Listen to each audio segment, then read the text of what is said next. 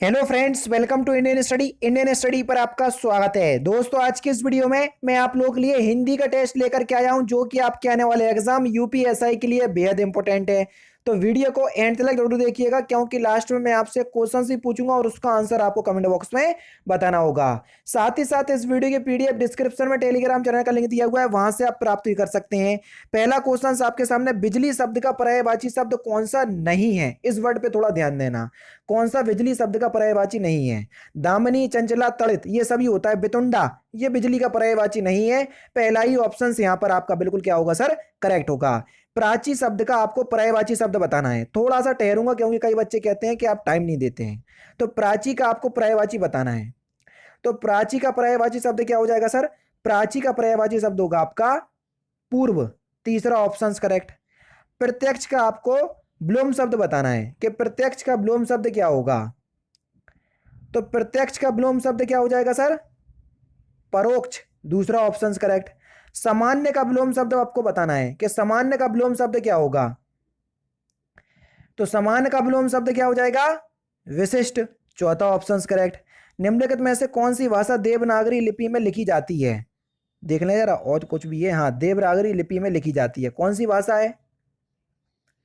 तो सही आंसर हो जाएगा आपका मराठी भाषा। तीसरा ऑप्शन करेक्ट। नेक्स्ट क्वेश्चन से आपका कि हिंदी भाषा में वे ध्वनियां कौन सी हैं जो दूसरी स्वरों ध्वनियों की सहायता से बोली या लिखी जाती हैं? बता चुका हूं, बता दो। तो कौन सी है? व्यंजन। व्यंजन को बोलने के लिए स्वर की आवश्यकता होती है। का वर्ण विच्छेद करोगे तो क्या आएगा? का प्लस में आ। अब देखो, आ जो है वो एक स्वर है। तो व्यंजन जो है वो स्वरों की सहायता से बोले जाते हैं, तो इसलिए यहां पर आपका दूसरा ऑप्शन करेक्ट। हिंदी भाषा में वे ध्वनियां वही है। निम्नलिखित में से कौन सा संयुक्त व्यंजन है? जल्दी बताओ। तो सही आंसर हो जाएगा ज्ञा। ये जो है वो जा और या से मिलकर बनता है। चार संयुक्त व्यंजन होते हैं और चार ही संयुक्त स्वर होते हैं। बहुवचनांत पुल्लिंग शब्द कौन सा है? यही टॉपिक चल रहा है आपका। कहां पर? अनअकैडमी पर आ जाओ एक बार। तो सही आंसर हो जाएगा आपका घर। चौथा ऑप्शन यहां पर आपका बिल्कुल करेक्ट हो जाएगा। नेक्स्ट क्वेश्चन, चार पाई पर भाई साहब बैठे हैं, इस वाक्य में चार पाई शब्द किस कारक में है? अब देखो, पर जो है वो कारक चिन्ह है। अब पर कारक चिन्ह आपको किस में देखने को मिलेगा? अधिकरण कारक में। तो चौथा ऑप्शन यहां पर आपका बिल्कुल करेक्ट। नेक्स्ट क्वेश्चन स्टार्ट करने से पहले मैं आपको बता दूं, दोस्तों मैं डेली बेसिस पे आपको अनअकैडमी पर चार स्पेशल क्लास देता हूं और चार ही आपकी यूपीएसआई के लिए हैं, जिसमें हिंदी, पॉलिटी सभी कुछ जो है वो कंप्लीट करवा रहा हूं।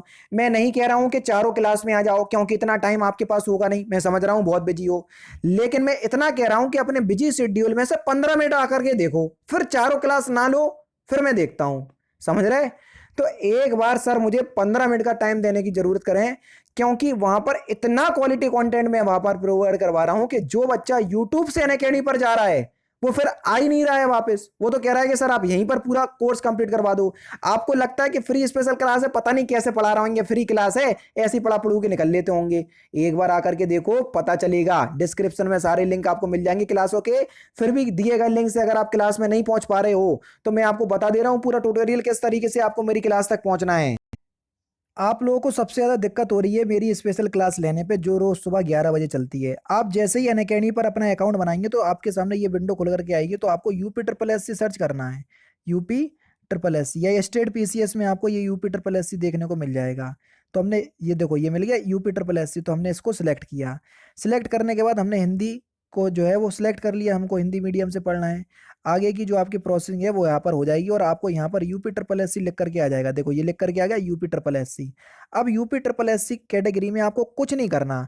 आपको जाना है ये सर्च पे और यहाँ पर आपको मेरा नाम सर्च करना है। मेरा नाम है तारिक सरवर, TARIQ, तारिक सरवर, ये मेरा नाम है। तो देखो, मैं आपको वहां पर दिख जाऊंगा। ये दिख गया मैं, ठीक है। यहाँ पर जैसे ही आप करोगे तो आपके सामने इसको आप क्लिक करोगे तो मेरी सारी क्लासेस आपके सामने आ जाएंगी। जो आगामी क्लास होंगी वो भी आ जाएंगी। देखो, ये सारी क्लासेस आ गई। अभी हाल ही में क्लास लेकर के हटा हूँ 37 मिनट पहले। तो आपको मेरी क्लास देखना है, सपोज करो यही वाली क्लास देखना है, तो मैंने क्लिक किया। तो अब क्या करना पड़ेगा सर? आपको क्लास अनलॉक करना पड़ेगी। जैसे ही मैंने आपको क्लास में किया तो अनलॉक कोड आपको मांगा है। तो अनलॉक कोड है आपका इंडियन स्टडी, जो कि हमारे चैनल का नाम है इंडियन स्टडी। कहीं भी कोई भी स्पेस नहीं है ये है। और इसको हमने अनलॉक कर दिया। अब आपके सामने क्लास अनलॉक हो गई। आराम से आप क्लास का लुफ्त उठाइए और डेली बेसिस पे आपके पास नोटिफिकेशन भी पहुंच जाया करेगी। अब आपको समझ में अभी आ गया होगा सब कुछ, ठीक है। अब मिलते हैं जैसे भी आपकी क्लास होगी आप उस तरीके से देख लीजिएगा, जैसा कि मैंने आपको बताया है। नेक्स्ट क्वेश्चन, निम्नलिखित में से किस वाक्य में अच्छा शब्द जो है वो विशेषण के रूप में प्रयोग हुआ है? क्वेश्चन नंबर 15, आराम से देखो और बताओ। यह स्थान बहुत अच्छा है, अच्छा विशेषण है, और उसकी जो विशेषता बता रहा है बहुत शब्द, वो प्रविशेषण है। तो दूसरा ऑप्शन करेक्ट। नेक्स्ट क्वेश्चन से आपका, चिड़िया आकाश में उड़ रही है, ये कौन सी क्रिया है? सकर्मक या अकर्मक? मैंने तो आपको बताया कि ऐसी क्रियाएं जिनको पूरा करने के लिए भारी साधन की आवश्यकता होती है सकर्मक क्रिया, और जिनको भारी साधन की आवश्यकता नहीं होती है वो अकर्मक क्रिया। ठीक है, अब आप ये बताओ, चिड़िया आकाश में उड़ रही है, उड़ उड़ रही है, ये किस प्रकार की क्रिया है? जल्दी बताओ। चिड़िया को उड़ने के लिए किसी भारी साधन की आवश्यकता होगी? नहीं होगी। क्यों? क्योंकि उसके पास पंख खुद के हैं, उड़ जाएगी। तो अकर्मक क्रिया, पहला ऑप्शन करेक्ट, भारी साधन की आवश्यकता नहीं है। कृदंत प्रत्यय किन शब्दों के साथ जोड़े जाते हैं? जल्दी बताओ, कृदंत प्रत्यय किन शब्दों के साथ जोड़े जाते हैं? तो क्रिया शब्दों के साथ। चौथा ऑप्शन करेक्ट।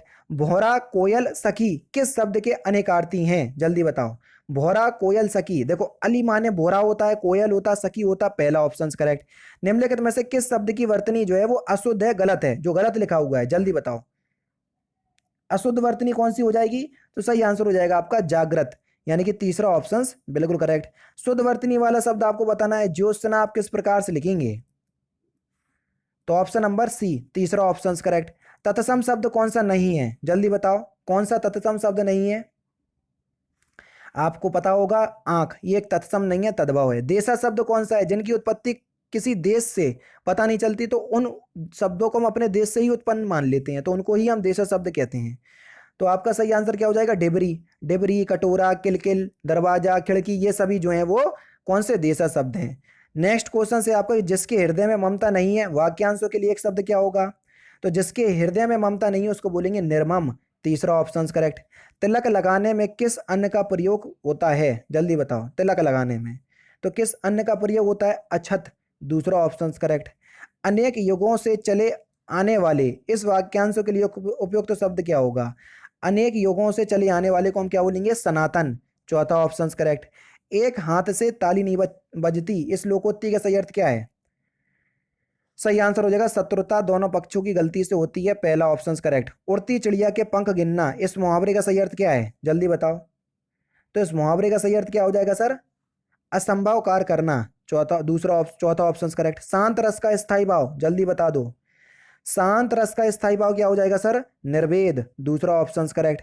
नेक्स्ट क्वेश्चन 29-30 में आपको रस बताना है। जो तुम्हारी अनुशासन लावे पावे, कुंदन एव ब्राह्मण उठावे, कांचे घट जिमी डोरी फोरी, सकौ मोरी मूसक जिमी तोरी, यहाँ पर कौन सा रस है? पढ़ा चुका हूं। तो यहाँ पर आपका वीर रस का वर्णन क्या है? तीसरा ऑप्शन करेक्ट। अति मलिन ब्रजबानु कुमारी, अधमुख रहित उधर नहीं चितवत, ज्यों गत हारे थकित जुआरी, छूटे चुकुर वदन कुमुलानी। तो यहाँ पर आपको बताना है कौन सा रस है? तो यहाँ पर वी प्रलंबन श्रृंगार रस है, तीसरा ऑप्शन करेक्ट। बेसिकली पंक्तियां याद कर लो, वहीं से आपका क्वेश्चन आ जाएगा, है ना। नेक्स्ट क्वेश्चन से आपका कि किस पद, इस पद्यांश को पढ़कर आपको बताना है कि इसमें कौन सा छंद है। और कैसे बता पाओगे आप? इसमें आपको मात्राएं गिनने पड़ती हैं सर, समझ रहे? तो यहाँ पर देख लीजिए आपका सही आंसर क्या हो जाएगा? सुन सिए सत असीस हमारी, पूजई मन कामना तुम्हारी। तो यहाँ पर कौन सा छंद है? चौपाई छंद। और चौपाई के प्रत्येक चरण में कितनी मात्राएं होती हैं? 16। तो मात्राएं गिन के देखोगे 16 मात्राएं निकलेंगी। नेक्स्ट क्वेश्चन से आपका के निम्नलिखित पंक्तियों में संबंधित प्रश्नों के उत्तर दीजिए। ठीक है, कमल नयन में कौन सा अलंकार है? अब बताओ। यहाँ पर कमल के समान नयन नहीं है, कमल ही नयन है। और जब क्या नाम है, उसकी तुलना बिल्कुल डायरेक्ट की जाती है, कमल को ही नयन बता दिया गया है, तो वहां पर आपका कौन सा अलंकार हो जाएगा? रूपक अलंकार। अलंकार भी पढ़ा चुका हूं, एक बार पढ़ोगे तो समझ में आ गया। काली पंक्ति में कौन सा अलंकार है? जल्दी बताओ। काली पंक्ति में कौन सा अलंकार है? यहाँ पर देखो ये सब कुछ बताया हुआ है यहाँ पर। तो यहाँ पर देखो कमल नयन ये हो गया, और इसी प्रकार से काली पंक्ति दिया होगा। तो काली पंक्ति में कौन सा अलंकार है? तो काली पंक्ति में जो अलंकार है वह है आपका उपमा अलंकार, दूसरा ऑप्शन करेक्ट। राम लला नहछू, ये आपको बताना है ये किसकी रचना है? राम लला नहछू ये किसकी रचना है? तो सही आंसर हो जाएगा ये एक तुलसीदास की रचना है सर, तीसरा ऑप्शन यहाँ पर आपका बिल्कुल क्या होगा सर? करेक्ट हो जाएगा। जयद्रथ वध किसकी रचना है? जल्दी बताओ। जयद्रथ वध किसकी रचना है? तो ये मैथिली शरण गुप्त की रचना है, चौथा ऑप्शन करेक्ट। अनाम दास का पोथा ये किसकी रचना है? अनाम दास का पोथा ये किसकी रचना है? तो ये हजारी प्रसाद द्विवेदी की रचना है। तीसरा ऑप्शन करेक्ट। निम्नलिखित में से आपको बताना है कि कौन सा वाक्य शुद्ध है। क्वेश्चन नंबर 37 शुद्ध वाक्य आपको बताना है। तो सही आंसर हो जाएगा उसने मुझे पास आने के लिए कहा। पहला ही ऑप्शन जो है वो बिल्कुल शुद्ध है। नेक्स्ट क्वेश्चन आपको इसमें भी शुद्ध वाक्य बताना है क्वेश्चन नंबर 38 में। जल्दी बताओ। तो सही आंसर क्या हो जाएगा? ऑप्शन नंबर सी, फलों का विक्रेता मुझे प्रतिदिन फल देता है। तीसरा ऑप्शन करेक्ट। यहां पर देखो एक भाग को चार भागों में व्यक्त कर दिया। जिस पार्ट में गलती है भैया आपको बताना है। हमारे समीप इसकी कोई पूर्व सूचना नहीं थी। अब देखो समीप शब्द आया, समीप शब्द जो है वो गलत है। हमारे पास इसकी कोई पूर्व सूचना नहीं थी, तो समीप की जगह पास शब्द आएगा, ना कि समीप। तो पहला ही ऑप्शन यहाँ पर आपका बिल्कुल करेक्ट हो जाएगा, क्योंकि इसके पहले ही पार्ट में गलती है।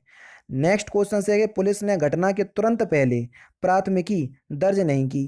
तो आपको इस क्वेश्चन का आंसर बताना है कि इसके किस पार्ट में गलती है, और बहुत सिंपल है, आसानी से दिख गया मुझे, तो आप जान लो अब। ठीक है, तो दोस्तों ये थे 40 हिंदी के इंपॉर्टेंट क्वेश्चन। शुरू के 5 क्वेश्चन गद्यांश में चले गए। अगर आपको वीडियो पसंद आए तो प्लीज़ दोस्तों वीडियो को लाइक और शेयर जरूर कर दीजिएगा। तो दोस्तों फिलहाल की वीडियो में सिर्फ इतना ही। अगर आपको वीडियो पसंद आए तो प्लीज़ दोस्तों वीडियो को लाइक कीजिए, शेयर कीजिए, और साथ ही साथ हमारे चैनल को सब्सक्राइब करना ना भूलें, क्योंकि मैं रोजाना इसी तरह की वीडियोस आप लोगों के लिए लाद रहता हूँ। नमस्कार दोस्तों, जय हिंद, जय भारत।